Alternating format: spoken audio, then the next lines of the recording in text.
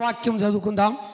ద్వితీయోపదేశ కాండం 28వ అధ్యాయము 1వ వచనం.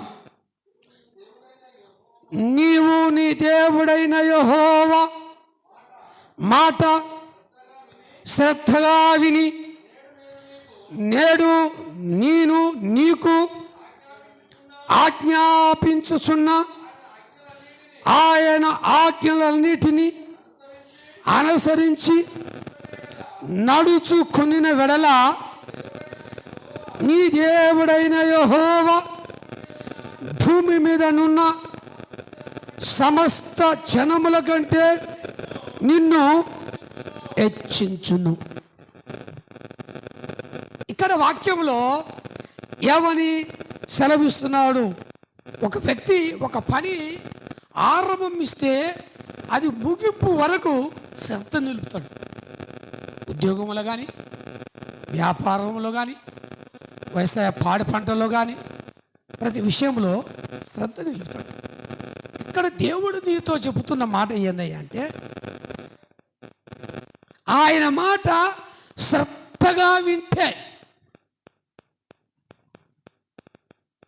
ఎవరి మాట? దేవుని మాట. ఆయన మాట నువ్వు శ్రద్ధగా వింటే నీకు దీవెన, నీకు ఆశీర్వాదం. సమస్త జనముల కంటే దేవుడు నిన్ను హెచ్చిస్తాడు. చప్పట్లు కొట్టు.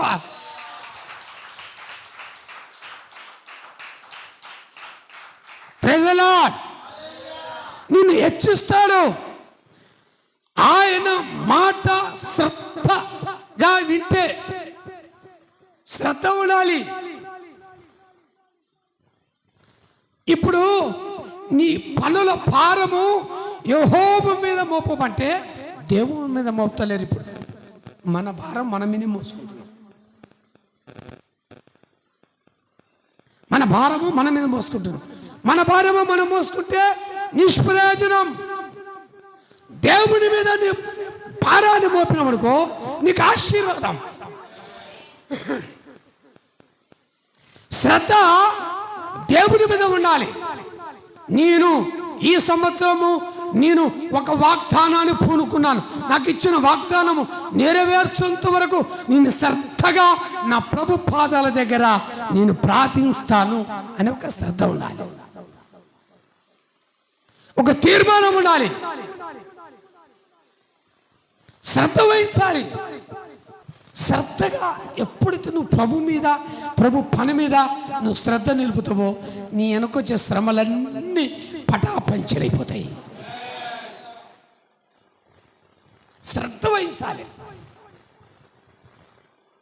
అక్కడనే ఉంటుంది ఇంకొక వాక్యం. నిర్గమకాండం 15వ అధ్యాయం 26వ వచనం. నీ దేవుడైన యెహోవా వాక్కును శ్రద్ధగా విని. బాగిన అక్కడ కొద్దిగా నాన్న కొద్దిగా ద్వితీయోపదేశ కాండములో ఏమన్నాడు? నీ దేవుడైన యెహోవా మాట శ్రద్ధగా విని అన్నాడు. అదే నిర్గమకాండము 15:26లో ఏమన్నాడు? నీ దేవుడైన యెహోవా వాక్కు. అక్కడ వాక్కు, ఇక్కడ మాట. ద్వితీయోపదేశ కాండములో మాట, యెహోవా మాట. నిర్గమకాండంలో ఏమన్నాడు? యెహోవా వాక్కు. ఆయన వాక్యమే ఒక వాక్కు. ఆయన మాటే ఒక వాక్కు. ఆయన మాటే ఒక వాగ్దానం. నీ దేవుడైన యెహోవా వాక్కు శ్రద్ధగా విని ఆయన దృష్టికి న్యాయమైనది చేయాలి. బాగినండి ఇక్కడ తలలెత్తన పైకి. ఆయన దృష్టికి ఏం చేయాలంటే మనము న్యాయమైనది. ఈ రోజుల్లో చాలామంది న్యాయం చేస్తలేరు, న్యాయం చేస్తున్నారు. Praise the Lord. కాబట్టి యెహోవా వాక్కు శ్రద్ధగా వినాలి, యెహోవా మాట శ్రద్ధగా వినాలి. శ్రద్ధ,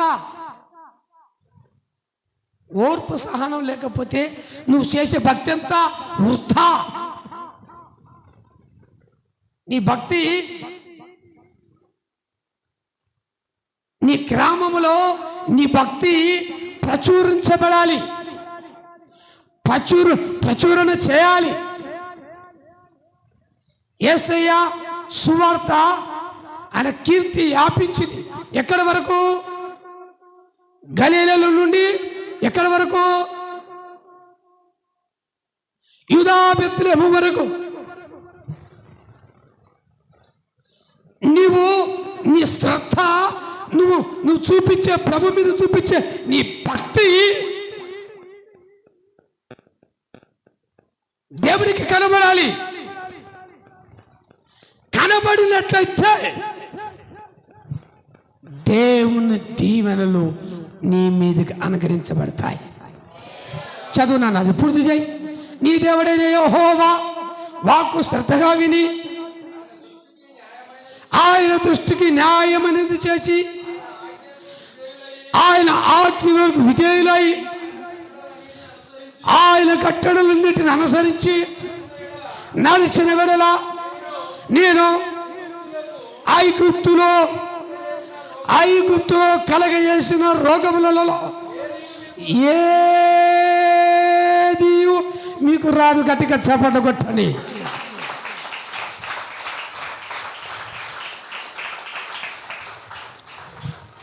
ఇప్పుడు రోగాలు ఎందుకు వస్తున్నాయి చెప్పండి? రోగాలు ఎందుకు వస్తున్నాయి? శ్రద్ధ లేదు. దేవుడి మీద శ్రద్ధ లేక దేవుడు వాగ్దానం ముందే అన్నాడు. ఏమన్నాడు? నేను ఐగుప్తులో కలిగిన రోగములలో ఏది నీకు రాని అని అన్నాడు. రాని అన్నాడా? వస్తాయన్నాడా? రాని. ఐగుప్తులో కలిగిన రోగాలు భయంకరమైన రోగాలు కలిగినాయి. కానీ నువ్వు శ్రద్ధ చూపుతున్నావే, నా మాట శ్రద్ధగా వింటున్నావే. ఈ శ్రద్ధ వహించడంలో ఐగుప్తులో కలిగిన రోగములలో ఏది నీకు రానియం. ప్రజలా శ్రద్ధ చూపకపోవడం వల్లనే మనకు రోగాలు, వ్యాధులు, కష్టాలు, దుఃఖం.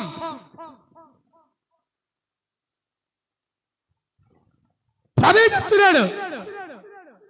యెహోవా మాట శ్రద్ధగా వినే వెడలా, నువ్వు న్యాయమైనవి జరిగించిన వెడలా ఐగుప్తులలో కలిగిన రోగములలో ఏది అని మాట ఇచ్చాడు. మాట ఇచ్చి తప్పేవాడు కాదు, మాట ఇచ్చి నెరవేర్చువాడు.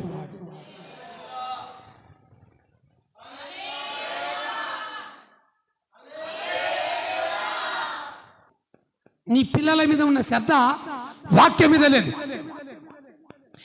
నీ సంపాదన మీద ఉన్న శ్రద్ధ ప్రార్థన మీద లేదు.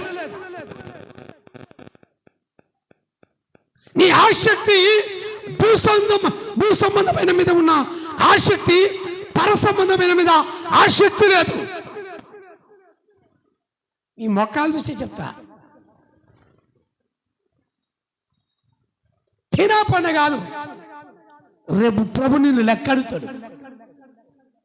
24 గంటల్లో 2 గంటల 40 నిమిషాలు మొట్టమొదటిగా నాకు దశభాగం ఇచ్చావని అడుగుతాడు. ప్రతిరోజు దశమ భాగం. నీ శ్రద్ధ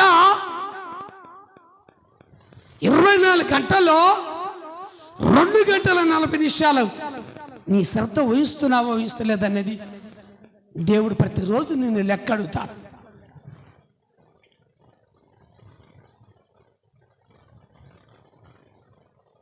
ముఖాలు కానీ ముఖాలు చూస్తుంటే, ప్రజల ముఖాలు చూస్తుంటారు. ప్రజల ముఖాలు చూసినంత ఫలితం ఉండదండి. ముఖాలుంచి ప్రభు ముఖము చూడు, ప్రభు దర్శనాలు చూడు. ప్రభు ముఖంలో ఉన్న కాంతి, ఆ పరిశుద్ధాత్మ అభిషేకాన్ని పద ఆయన ముఖం చూడు. నీ శ్రద్ధ, నీ భారం, నీ కష్టాజీవితం, నీ సహనం దేవునికి చూపెట్టు. మొట్టమొదటిగా దేవునికి చూపెట్టు. నీతిమంతుడవై జీవించు, యథార్థవంతుడవై జీవించు, సత్యవంతుడవై జీవించు, చెడుతనాన్ని విసర్జించు, శ్రద్ధ నిలుపు. నీ దేవుడనే యెహోవా నీ మీద శ్రద్ధ నిలిపాడు, నువ్వు ఆయన వైపు నీ శ్రద్ధ నిలుపు.